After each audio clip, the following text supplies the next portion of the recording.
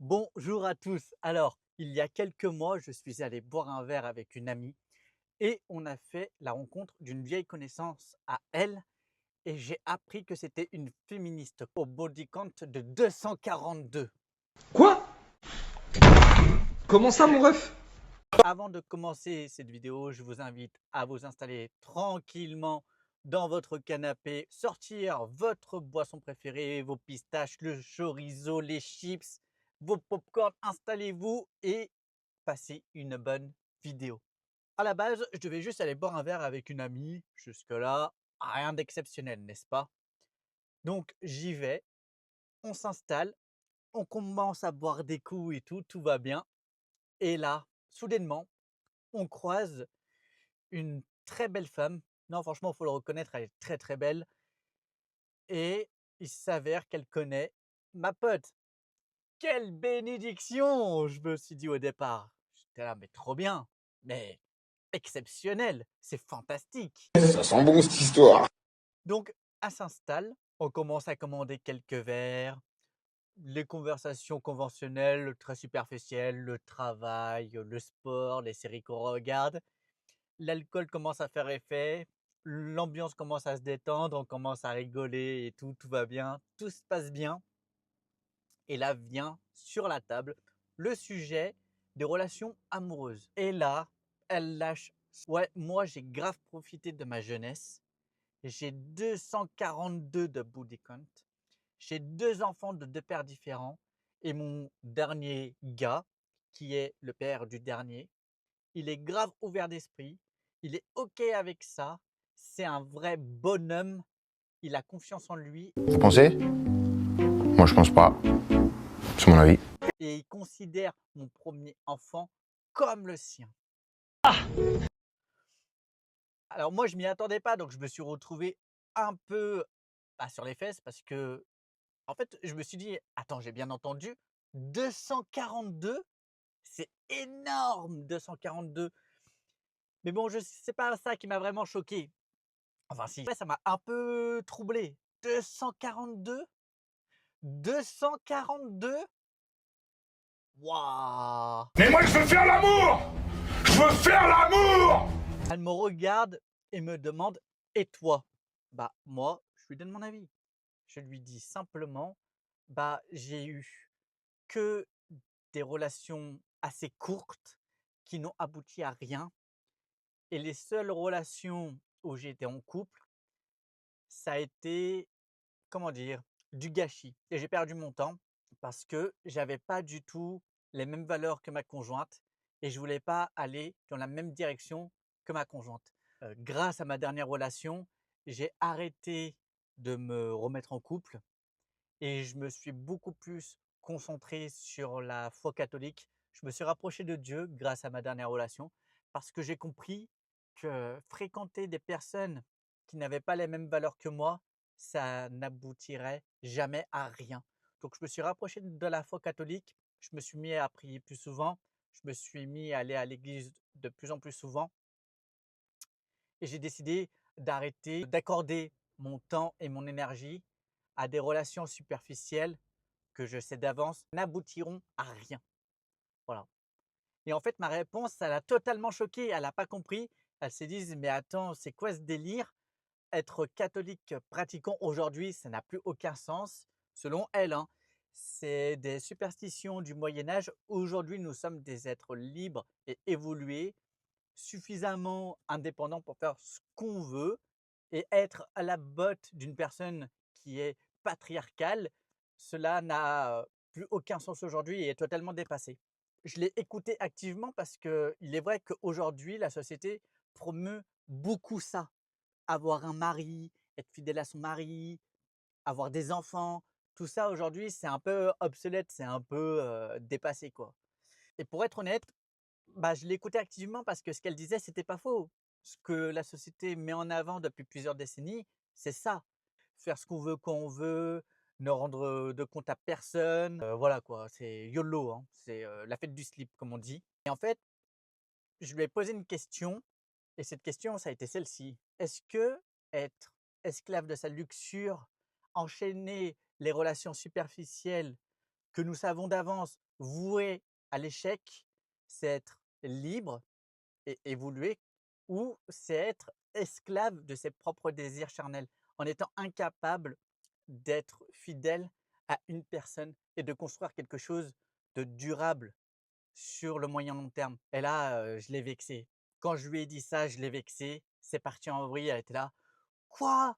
Mais n'importe quoi! Il y a eu la révolution sexuelle dans les années 70, aujourd'hui les femmes ont le même droit que l'homme, ça sert à rien de se marier, d'avoir des enfants avant 30 ans, il faut profiter. Le mari, il sert plus à rien aujourd'hui, ça sert à rien d'aller se marier à l'église. Aujourd'hui les femmes sont libres, patati patata».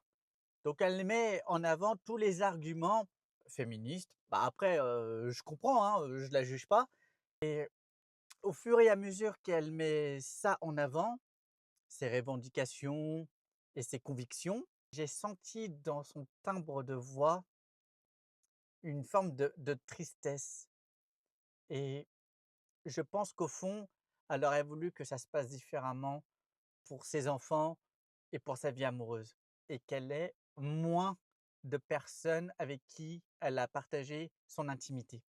Car c'est ça, en fait, qui a permis pour moi de me remettre en question, et je la remercierai jamais assez, cette femme à qui j'ai eu cette conversation, qu'elle m'a permis à moi-même de me remettre en question sur toutes mes relations précédentes, et ça a vraiment été le déclic. Donc c'est pour ça que je partage cette vidéo, donc peut-être que pour vous ça pourrait être un déclic aussi. C'est qu'en fait, si vous partagez votre intimité avec une personne qui n'a pas les mêmes valeurs que vous, ça va créer plus de dégâts sur votre confiance en vous et sur votre vision de la vie qu'autre chose.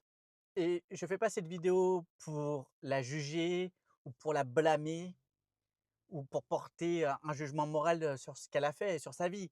C'est sa vie, c'est pas la mienne. J'ai pas à juger, d'accord? Je ne porte pas de jugement moral, car je suis loin d'être innocent et chaste, d'accord? Je peux même pas communier. D'ailleurs, il faut que je me confesse parce que, bah, voilà, à chaque fois que je vais à l'église le dimanche, je peux pas parce que je suis en péché mortel.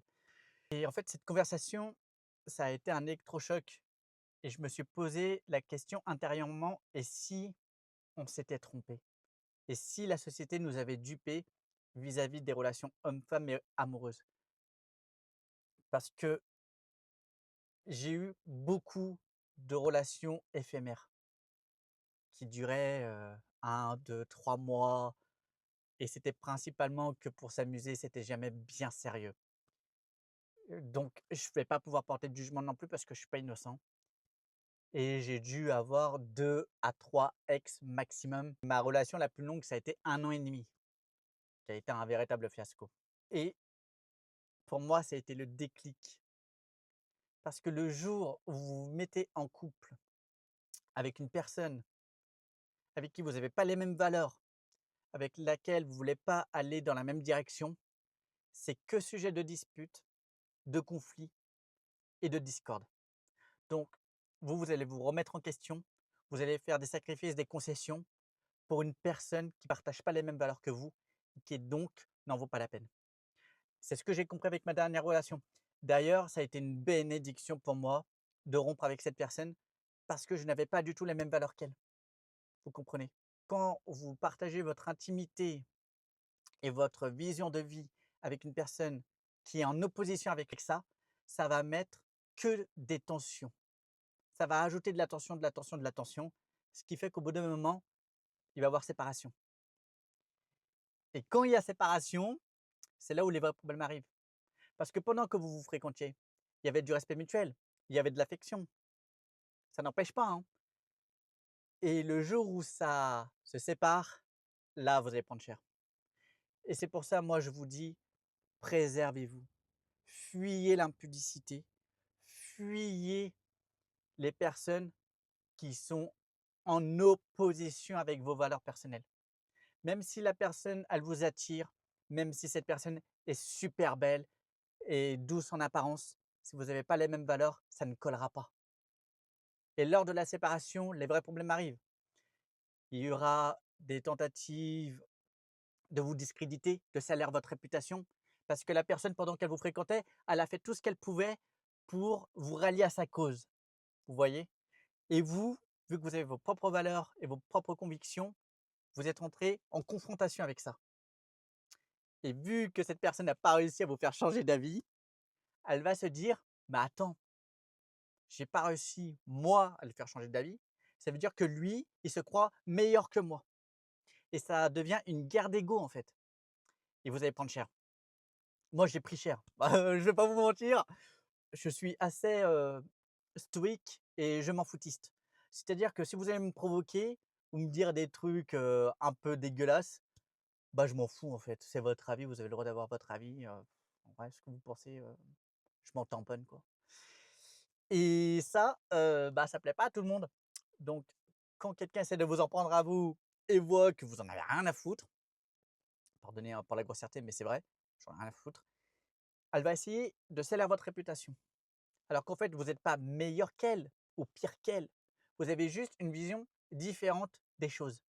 C'est pour ça, préservez-vous au maximum. Parce que une fois que vous avez dévoilé votre intimité, une fois que vous avez dévoilé vos projets de vie, si la personne ne partage pas la direction dans laquelle vous voulez aller, non seulement elle va se séparer de vous, mais en plus, une fois que la relation sera terminée, elle va tout faire pour vous faire subir cela. Parce que son ego, son orgueil sera blessé. Donc voilà, je ne suis pas là pour porter un jugement moral à cette femme qui a environ 30 ans, mais tout de même, 242 conquêtes, ça ne fera pas de vous une femme libre ou un homme libre. Ça fera de vous une personne prisonnière de sa luxure, de ses désirs charnels. Vous comprenez? Et le pire, c'est que cela, au fond, ça vous isole, ça vous rend seul, parce que vous êtes incapable de vous mettre à la place de la personne qui est en face de vous. Et vous êtes incapable sur le moyen long terme de construire quelque chose de solide. Vous êtes comme obsédé par vos propres désirs. Donc ça manque d'authenticité, ça manque de sincérité et ça manque profondément de sacré. Parce qu'en fait, quand on partage notre intimité avec une personne, nous faisons qu'un avec cette personne. La conclusion de cette vidéo, c'est éviter à tout prix les relations courtes. Évitez à tout prix d'enchaîner les conquêtes sans vous poser de questions. Renoncez à vous mettre en couple avec une personne qui est en opposition avec vos valeurs personnelles et vos choix de vie. Parce que là, vous rajoutez des problèmes. Déjà que la vie, elle est difficile, mais si en plus vous devez partager votre vie et votre vécu avec une personne qui ne croit pas en vous et en vos valeurs, c'est pas une balle dans le pied que vous vous mettez, c'est que vous videz le chargeur dans le pied, vous vous amputez. Donc, faites pas la même erreur que moi, ne faites pas la même erreur que cette féministe à 242 conquêtes. Préservez-vous, fuyez l'impudicité, parce qu'une fois que vous voulez arrêter, vous vous rendez compte qu'en fait, vous n'êtes pas libre, mais vous êtes prisonnier par vos propres désirs. C'est la fin de cette vidéo. Prenez soin de vous. Likez, abonnez-vous si vous avez kiffé parce que ça m'aide beaucoup. À très bientôt.